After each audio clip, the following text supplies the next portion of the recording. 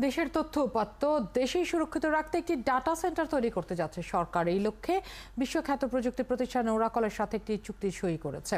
এই চুক্তি অনুযায়ী বিদেশে নয় বরং বাংলাদেশের তথ্য উপাত্ত সংরক্ষণের জন্য দেশেই স্থাপন করা হবে শক্তিশালী সার্ভার। এতে দেশের তথ্য থাকবে নিজ দেশের নিয়ন্ত্রণে, কমে আসবে তথ্য চুরি বা হ্যাকিংয়ের শঙ্কা, সেই সাথে কমবে খরচও। বিস্তারিত জানাচ্ছেন ফয়সাল রয়েল।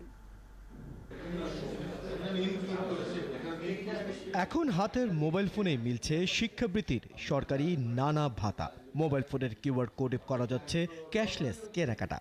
ভবিষ্যতে 5G নেটওয়ার্ক কার্যকর হলে প্রযুক্তির নানা সুবিধা পৌঁছে যাবে নাগরিকদের দুয়ারে।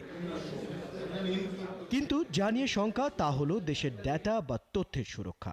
তাই নিজ দেশের তথ্য উপাত্ত দেশেই সুরক্ষিত রাখতে নিজস্ব ডেটা সেন্টারের কথা চলছে অনেকদিন। এবার সেই পথেই হাঁটছে সরকার। বিকাশে কম খরচে ক্যাশ আউটের লিমিট বেড়ে 50,000, প্রিয় এজেন্টও 2টা।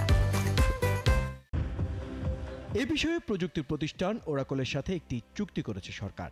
এই চুক্তির আওতায় দেশের সরকারি বেসরকারি প্রতিষ্ঠানগুলো তথ্য উপাত্ত দেশেই সুরক্ষিত থাকবে, রাখতে হবে না বিদেশের কোনো প্রতিষ্ঠানের সার্ভারে।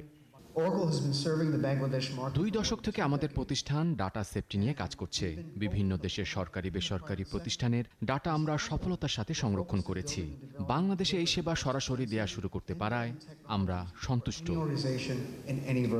এতে কমবে চুরি ও হ্যাকিংয়ের শঙ্কা, বাঁচবে খরচও।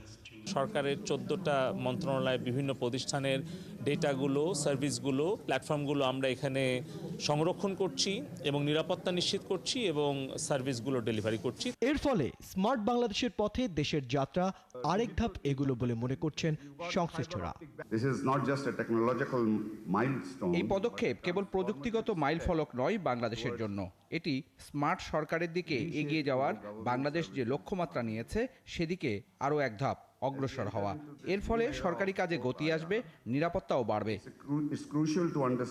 বর্তমানে বাংলাদেশের বেশিরভাগ তথ্য উপাত্ত সংরক্ষিত হয় সিঙ্গাপুরের নিয়ন্ত্রণাধীন সার্ভারের মাধ্যমে। এতে বিপুল পরিমাণ খরচ যেমন আছে, তেমনি সহজে তথ্য পাওয়াও সময় সাপেক্ষ। ফয়সাল রয়েল, 71, ঢাকা।